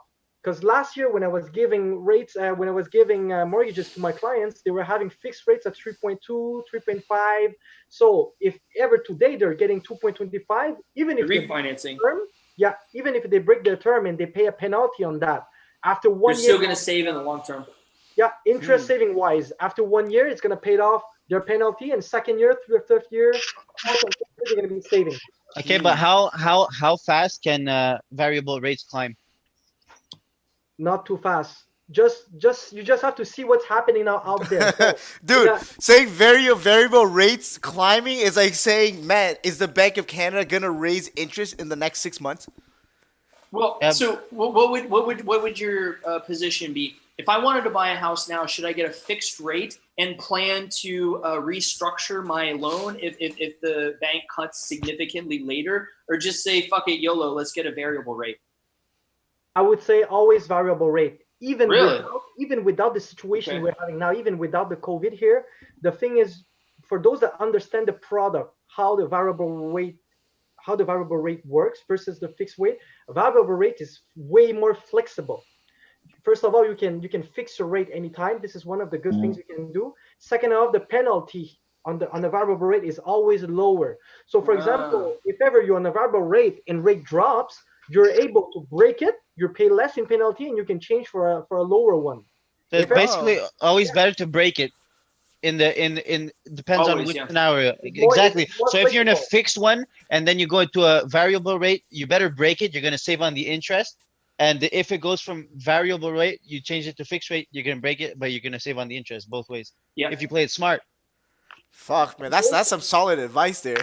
Most statistically, most importantly, statistically, 70% of the people will break, 70% of the population will break their mortgage in their life, in their mortgage life, because there's so many things that we cannot take into consideration, that we cannot plan. I mean, you break up with your girlfriend, you divorce, or maybe you want to change for a bigger house since you got a better job, you get a baby. So for any kinds of reason, there's that is the unfactored. You will be subject to breaking that mortgage, and if you do, you're going to be losing more on penalty when you have a fixed rate versus the variable. Mm. So I would say, statistically talking, you will always be better off going with the variable rate. Hey, Cash, I have a question for you. Yes. Yes. Yeah, it's Matthew speaking. From an investor standpoint, we're looking at how things are going on right now with the COVID situation. It seems like I feel like investors are forgotten into all the stimulus plan, into the Canadian stimulus plan. Well, the reason why I'm saying this is, as investors, we're business owners, and I don't see a lot of help or support that has been announced by the government itself, and it kind of bothers me in a certain way, because tenants tenants obviously are could take advantage of the situation themselves to not pay, and that has a huge impact and creates a lot of burden on on the cash flow for investors as well. So I'm wondering, have you heard of any stimulus that has been put in place, or any emergency help that was implemented for investors, real estate investors? I think on my side, it's unheard of, because let's see, for those that if you have an investment property, Do you agree with me that right now it seems like the real estate investors are forgotten into the stimulus plan? yeah, you're right, and I agree. But the only thing is, there's stimuluses for residential parts. So for people that have their job on break, they're still getting the $2,000. This helps for paying off. Let's say they're on the residential side. They're On protecting commercial against side, downside risk, right? Wouldn't you agree with that? if They're what? just they're mainly concerned about the downside risk, right? Mainly Oh concerned yes. The mainly concerned about the downside risk, all this fiscal spending and whatnot. As Matthew said, it's not geared toward investors, right? They don't care about that. They're gearing to the downside risk, right? Preventing those defaults and all the maladies that could come from people being displaced. Yeah. Well, first of all, as an investor, we have to know what is the kind of property that you have. You have commercials, or you have multi-residentials. What kind of properties that is that it is that you invested Oh, in? we're talking about both here, commercial and multi-residential. Okay, commercial. I mean, The thing at the end of the day, to me, you're still a real estate investor. Yes, in Yeah. terms of the debt structure, or the transaction structure is probably different. At the end of the day, they're both in the same situations. Well, here's the thing that I see. What's the how the COVID affected some of the investors. For those that bought properties for doing Airbnb, they're completely effed. Oh yeah, I agree with you. Even so, Completely effed. I actually saw an article on Wall There's Street no Journal this week there's about no it. one renting it long term. So there's no one that is doing any vacations.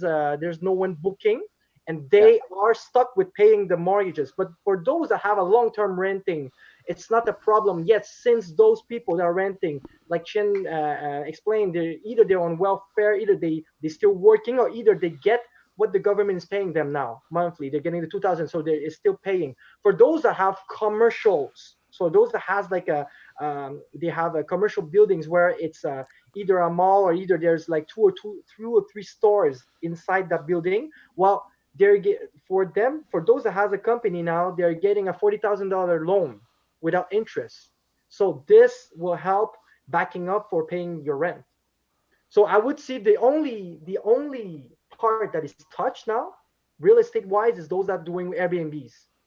These are really the one that is not getting, I would say, any help. But on investor rise, like you just mentioned, us as an investor, no, we're not getting anything. So hopefully the government is still paying for, let's say, for those that are not working on break, they're still getting that money for it. For the companies, they have their $40,000 loan, and if ever, hopefully, you're not on Airbnb.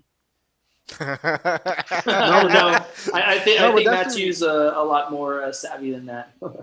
oh yeah, absolutely. but you see, that's the reason why my approach as of now in terms of real estate is very steady and consistent. It's not about the volume, it's all about the quality and the cash flow. If I mean, it's Awesome easy. advice from Matthew. Awesome advice from Matthew. Drop some money on fucking Matthew. That's words you need to live by, guys. Advice from the accountant. No, no, I appreciate it. Thank you. And no, but I'm sure Cash will agree with me. There's multiple of these guys have high net worths or high volume of real estate portfolio up to 2 million, 3 million, 4 millions. But if you ask them to drop 80K on maintenance expenditures, they're probably going to freak out. See, that's a problem today with investors. They don't get that part. It's all about the volume. It's all about showing off. And instead of living a good life, making sure you get some good strong entries and making sure you get out of the transaction with a positive cash flow, you end up being drowned into debts. Well, I So mean, I think that's the way the fucking real estate game has been set up for the last couple of years, right? Well, I in mean, the like, West, it's in, like in the West, it- if it- you go to Eastern Europe, the rates for mortgages is like 6 to 10% depending Yeah, on the but that's country, that, right? that that's so Because it's niche, a though. different culture. It's a different culture, right? Yeah. This is a culture that enforces or promotes buying shit you can afford, right? We live in a debt culture. It's the opposite here. So it's the opposite. So that's my point is that we Absolutely. live in a culture that promotes this shit. It promotes like fucking Monopoly. You get one red house, you upgrade to 2 red house, 3 red house, 4 red house, and then you upgrade to a fucking big hotel. That's the fucking game, right? So anybody with fucking started off with one house and then now you have some cash and some fucking what are they called when you build in money into your house? Equity. When you have equity built into your house, right? You can borrow against that equity to buy another house, which you're gonna be fucking over leveraged, but everybody's doing it. But that's how the system is set up. That's why like I said Well, like, earlier, and the credit the average guy has like fucking 4 or 5 houses. And the credit score will reflect that, right? That is good. That's considered good if you have that on your credit. If, for example, I pay off my car tomorrow, that's considered bad, right? Because I'm not a good little payee. You know what I mean? Even though financially it's actually in my best interest to do so, it's better for me to just play the game well and be able to increase my leverage for more properties or other things. And you know what, Danny? In the meantime, they don't even consider your mortgage on your debt ratio when you ask for a loan. See, that's the funny Really? part. I mean, Is that true? Is that true, Well, I Cash? mean, when you're applying for credit score for any type of loan besides mortgage, I mean, Cash can probably back me up about it. But is it true? No, you have to. It's going to be taken care. Your mortgage is going to be taken care. All your debts is going to be taken into consideration. If you're on the residential side, most importantly on the residential side, they're going to look at what is your overall debt. When you talk about overall debt, we're talking about your car loan, your student loan, your credit cards, line of credit, any kinds of loan that you contracted, for example, for buying RSPs. So all of these debts is going to be taken into consideration. Now, if you're buying investment properties, I would say if you're getting a commercial loan, if the properties you're buying is not residential, then it's going to be a little bit different. It's really going to be calculated and affected on the income of the property itself. If the income of the property itself can cover for the expenses, then you'll be able to buy the property. They're gonna give the loan. That's why it's so easy now to buy. So it's two different things. Residential side, it's gonna be based on your own income with all your debts, and the ratio here have to work. How do you know how it works or not? The percentage of 39-44. If you have a decent credit card ratio, you have a decent credit score. I mean, you have a decent credit score ratio allowed by the banks of 39-44. So what does it mean? You have your income here. You have the property that you buy. Your property that you buy has how's it called? four variables that completes it. These four variables are your mortgage payment, taxes. There's going to be a factor of heating because we have winters here in Canada, and condo fees if there is. So all these four variables together is the liability of your property. The liability of the property cannot occupy 39% of your total income yearly. So if it's under 39, you pass the first test. The second test that has to work is, first of all, you have the same property here, the same property debt, plus all your other debts. Other debt means your car, credit cards, line of credits, RSP loans, student loans, everything added together cannot occupy more than 44% of all your yearly income. So if you pass both tests, they're going to grant you the loan. The loan can be granted. And on the commercial side, every property works differently. So for each property, based on the price, based on how much income it brings in, this is where we calculate and see how much the bank will be willing to lend you. It's always, wow. That's why on commercial side, here's one very special thing that people will do. They would buy, let's say, multi-residential properties, let's say a 12-plex, or even 8-plex and above, 12-plex. They're gonna buy it. They have a low rent on each and every one of the units. They will kick the tenants out. Either they pay, either they occupy, but most of the time they're gonna pay for them to go out. They're gonna renovate everything, bring the property back to healthy mode. They're gonna rent it out at a higher price, since the income is higher now. So you're able to refinance it back at the bank to get back the amount that you put it for all the renovations and the work, and you can get an extra out from the cash down that you gave at the beginning. So then they can leverage that for buying new properties. Yeah, and but this game is totally different on commercial side. So on commercial side, you can really, let's say, buy it off first, try to optimize it. This is the word I was trying to find. You optimize the property. After it's optimized, you refinance again at the bank to get back the money you put it for your works, for your renovations, plus a part or the full amount of your cash down. Matthew's taking notes. But it's not easy to do, because think about it. I am while I'm feeding the baby. Yeah.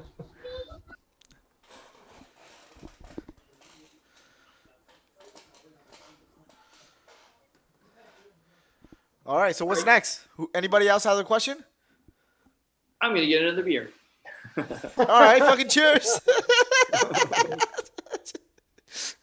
I don't know how many glasses I'm on now, man. I'm fucking feeling good.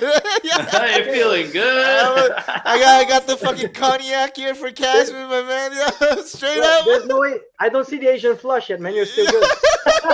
I see your Asian flush. It's a light, man. Yeah, I got bad lighting here. The light's no good here. All right. Oh man, so what have you been up to, man? Besides just working and shit, you I know you're not living in the same area anymore. You moved. Well, to be precise, I'm really planning on and now what I'm doing every day, I'm stacking. So I'm working. My field now is really my bread and butter. Yeah. I'm trying to stack, invest on some properties. Yeah. My dude, cheers to that. Drop some money on that. Stack that cash. That's fire right there. My plan will be to accumulate properties and being able to refinance them and in the near future. Yeah. And we'd like to invest that money. Reinvest. Are you playing Monopoly? Are you trying to play Monopoly? This is what everyone is trying to aim for, right? Oh, okay. So you're going from 1 house to 2 house, 4 house to 8 house. That's the goal, right? I mean, come on. I mean, everybody in the fucking real estate game, that's their goal, right? You go from 1 house to 2 house to 4 house to 8 house. But what I like the most is really the freedom that trading provides. So are you still trading? Yeah, what I would really like to do is to start stacking on my side on property wise, and you have, let's say later on, you have a passive income, and I can use that passive income to trade. Because Oh, there's dude, not- man, yo, why don't you fucking trade with us, man? We live stream ourselves trading every day from 8 to 11. What time do you start work? I start work at 7, bro. At 7? Fuck, man, I start work at like 4:30. But anyways, if you ever want to join us on the live stream, man, Absolutely. brother, man, you have Yeah, an you're open- VIP, man. You're one of us. You have an open invite into Cheers our to you, buddy. Discord. The moment you sign in, you'll automatically have VIP access. You get access to everything that we have available. Cash, have you taken live, a look live at stream trade with us, man? have you taken a look at some of the things we've been doing at Ghost Squawk? Do you know what we've been up to? Starting more and more. Awesome. What do you think? It's extremely good. It's how is it called? There's no how is it called? There's no that kind of technology at the moment that could do it that I see on the market. Nice. Thank It's you. really something extremely different. It's something that I like even now you see the network Yeah. even student it's getting more and more, and it's going to be a matter of time that it's going to grow to Right. Oh man, I asked you to see if you were available to do translation for us for the Chinese and Cantonese program. You didn't give me an answer on that. Are you still in, or are you passing it to your girlfriend, or what's the deal? Or if you can't, yo, just say no. That's completely fine too. I know you're super busy. We're going to have it in private, bro. Okay. All right, it's a private discussion. Sorry, guys. We're going to have this talk in private, bro. All right, sorry guys, but for everybody listening, man, yo, we got fucking Vietnamese on the way, we got fucking Mandarin French. on the way, we got French on the way, and we got fucking Espanol on the way, man. Espanol. Yeah. Yo, fucking, we're gonna fucking take Ghosty and have Ghosty translate every fucking language in the market, man. Yo, how fucking crazy is that shit? Number one. Yeah. Cheers, man. Yeah, so right now we already have the risk sentiment, okay, and this is different from what other people call investor sentiment. Investor sentiment is just like, are people buying or selling? It's a very easy technical measurement to do. This is something that requires a natural language processing technology that I built myself, that me and Shen are training off of our own brains to go through and do this, right? So we offer that. We're also going to have importance of the headlines, so it'll automatically know what headlines are more important than others and what product they're related to. And that's just the version 2. Okay, we have a lot more planned for. Oh yeah, we're gonna do a crypto version. So if you want it for Bitcoin, like, yeah, we'll have Ghosty tell you whether you should be buying or selling Bitcoins. Oh, perfect. Yeah. There you go. Perfect. Oh, I like that. I like that. Yeah. We're gonna have fucking Ghosty doing all that shit. Damn, man. So right now you're not actively trading, but you're trying to get back in. Like, do you still have your brokerage account? I'm taking long-term. I'm more taking long-term positions. Long-term positions. Okay. Yeah, more long-term. So you're looking I'm at investing. ETFs and I think you consider it more investing now. Yeah, more like investing. 100%. So are Yeah, you so are you using your structured portfolios to take advantage of this, like your TFSAs and your RSPs and shit like that? I'm using TFSA, that's for sure. Since we have like $69,000 of room using it, and it's Yeah. it's not going to be taxed. Yeah, I'm using That's a good number, man. That's a good number. Yeah. No, but this is the limit allowed. So I mean, you have to make sure on the paycheck you add it in. Phil got that joke.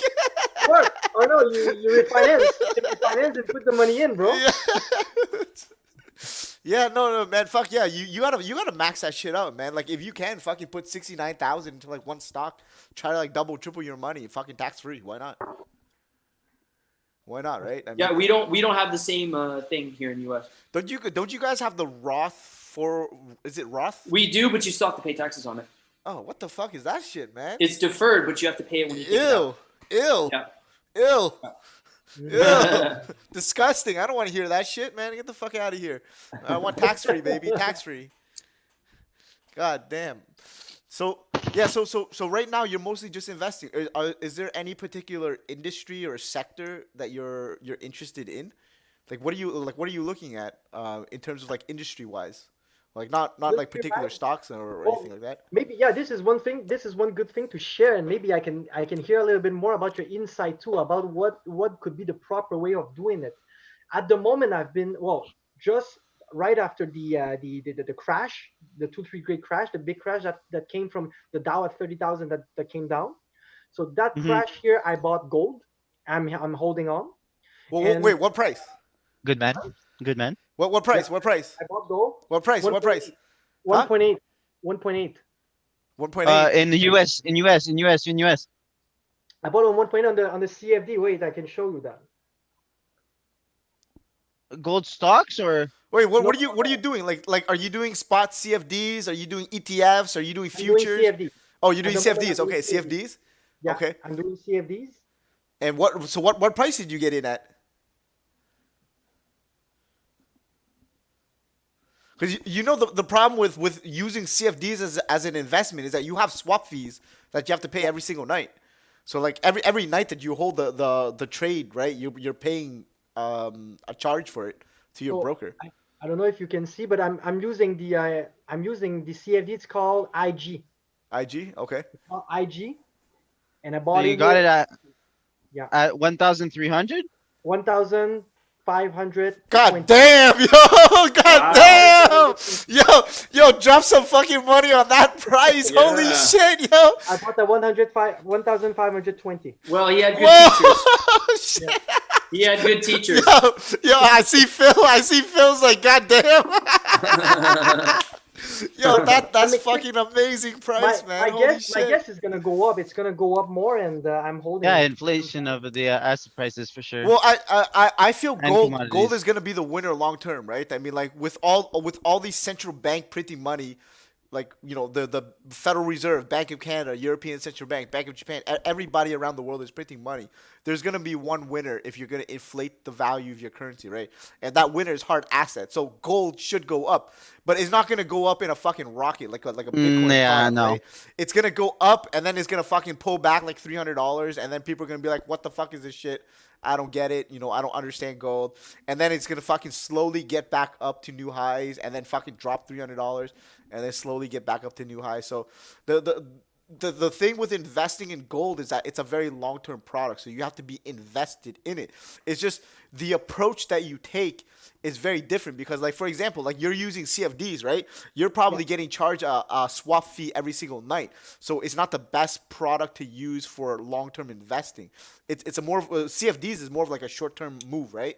You catch like a good move off of it, you get out, you take your money. If you want to invest in it, it's probably better to utilize ETFs or options contracts, or maybe even stocks on mining companies, or just fucking buying the fucking physical. Show your gold bar again. Like, that's the shit that you should be. That shit will fucking hold its value, right? Like everything, everything else is just paper. It's just fucking paper money, right? Like a lot of, like, for example, like futures contracts on gold are not even connected to the bullions. No. It's just connected to the price in the market. It's not even connected to the bullions itself, right? So, I almost forgot. Philip is the golden boy, eh? Philip is. Yeah. He's the golden boy. What you doing with gold lately, bro? Gold, too much spread now. Too much spread. Because I always trade the spot market since the beginning. But yeah, the spread is insane. It's quite hilarious, to be honest. That spread is worse than high-fat butter. Bro. Topped with margarine or whatever the fuck you call it. Yeah, man. Like that's a problem with trading leverage products on gold, right? Like when you're trading a CFD, options, or futures, the spread or the commission on it is really high. So it doesn't make it a suitable product to utilize if you're trying to get in it from that perspective. Before Phelan January, just said on YouTube he bought 36 ounces in June of 2018. So I think he's our winner. Yo, all right, dropping money on Phelan for that fucking shit. This guy, yo. This guy's insane. 36 ounces? God damn. You gotta invite him, man, to talk on the show, bro. I want Philo on the show, man. Yo, Philo's got such fucking good stories that he can fucking tell laugh? people, man. And there's a dude with balls too. He's just like, fuck it. The fucking balls on Philo, man, like those things fucking that's like the fucking weight of like an ounce of gold right there. Yeah. You probably got it at 1,250 or 1,290. Right. Knowing Philo, man, like Philo always has fucking amazing entry prices. Like his entry prices are fucking godly, right? But he doesn't have exit prices. Yeah, he doesn't know when to take profit. let's hope it has changed now, right?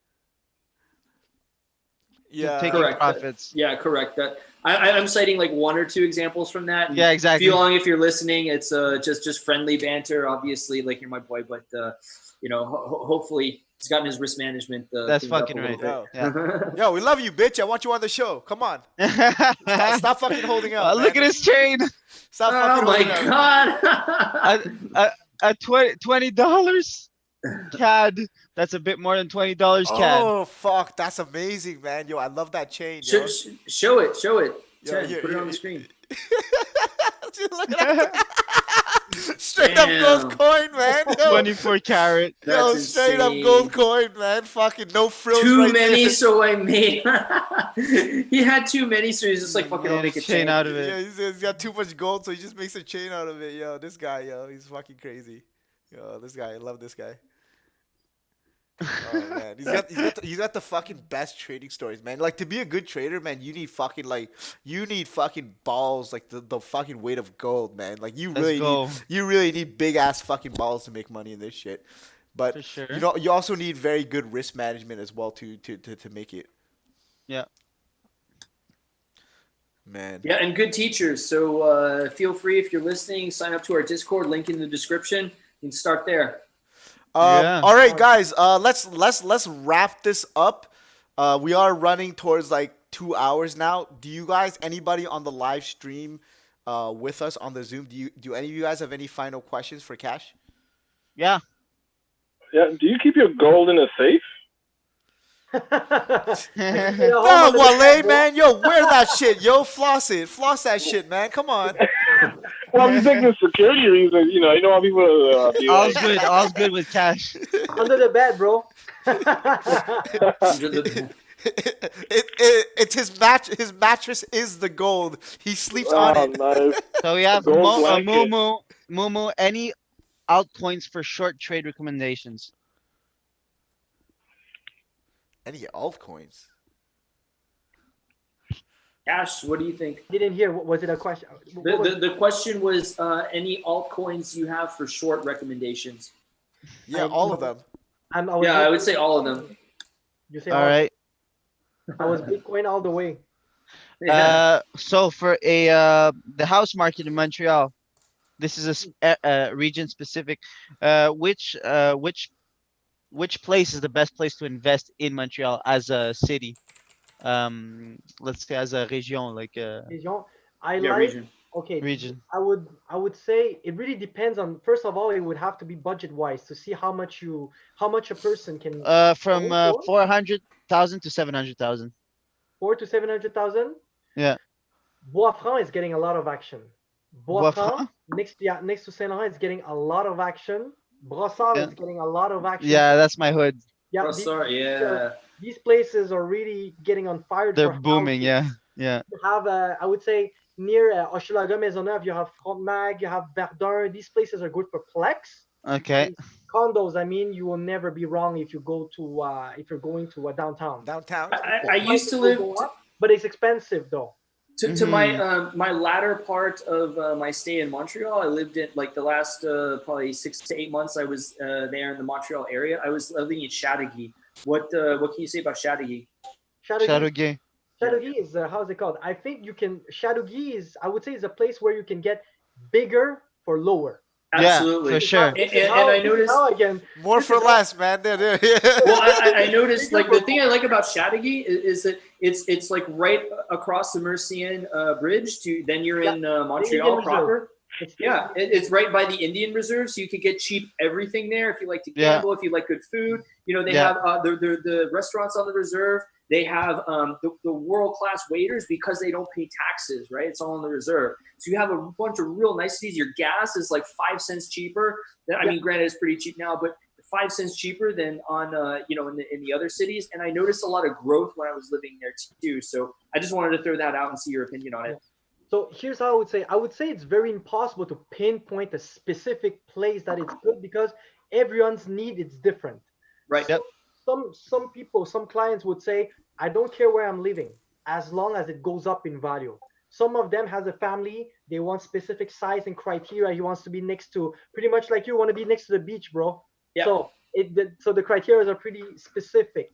So I would say it's first of all is to determine the real needs about what you want specifically, and then from there we're gonna work it budget wise to see the loan where we can get, and then we filter by sector, and you have to go do the visits and find out. Yo, that sounds like fucking advice from a fucking proper real estate mortgage broker agent, man. That's some proper advice for you right there.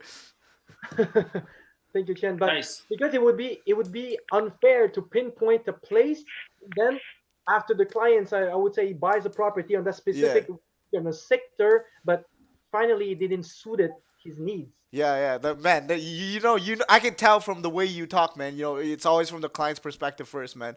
Like when you're providing a service like this, it really comes down to individual needs, and you can't have a fucking cookie cutter approach for everybody's needs.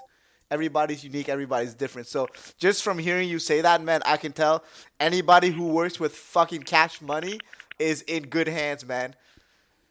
Thank you, Chen. Yo, So man, if you're in Montreal, hit cheers him to up. that, yo. Cheers to that.